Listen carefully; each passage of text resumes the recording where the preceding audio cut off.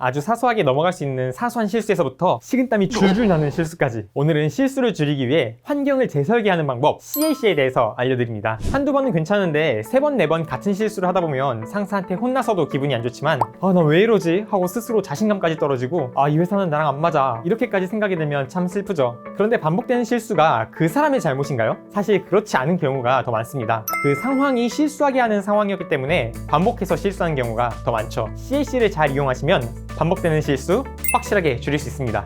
CAC는 쉽게 말해서 체크리스트를 작성하는 겁니다. 아무리 간단한 일을 하고 있더라도 여러 가지 일이 동시에 몰려오는 정신없는 상황 가운데 있다 보면 아주 사소한 것을 놓쳐서 실수하는 경우가 발생합니다. 그래서 내가 한 가지의 일을 진행하는 데 있어서 중요한 포인트마다 체크해야 될 것을 리스트로 작성하고 확인할 수 있는 도구가 CAC입니다. 요리하는 걸 생각해 볼까요? 친구들이 온다고 해서 아주 맛있는 베이컨 까르보나라를 해주고 싶은데 뭘 어떻게 해야 될까요? 시작부터 끝까지 중요한 포인트들이 있을 거예요. 친구들이 오기 일주일 전쯤 먼저 레시피를 찾아봐야겠죠? 그리고 3일 전에는 재료도 구매를 해야 될 거예요. 친구들이 도착하기 3시간 전에는 재료 손질을 하고 30분 전에는 조리를 하고 친구들이 오면 맛있게 먹이고 또 친구들이 가면 뒷정리까지 하고, 그러면 깔끔하게 끝나겠네요. 이 예시를 보고 눈치채셨습니까? CAC는 그냥 체크리스트와 다른 점이 있는데요. 바로 시간에 따라 핵심 행동을 체크하는 것입니다. 모든 일에는 프로세스가 있고 그 프로세스 안에서 특정한 시간에 체크해야 할 중요한 행동들이 있습니다. 그래서 크리티컬 액션 체크리스트 CAC라고 부릅니다. 이렇게 시간에 따라서 체크해야 되는 액션들을 가로축에 두시고요. 각 행동 포인트에서 확인해야 될 것들을 체크리스트처럼 아래로 작성해 주시면 됩니다. 조리하기 단계에서는 면 500g을 넣었는가? 팬에 올리브 오일을 둘렀는가? 중불로 재료들을 볶아주었나? 이런 리스트들이 있겠죠.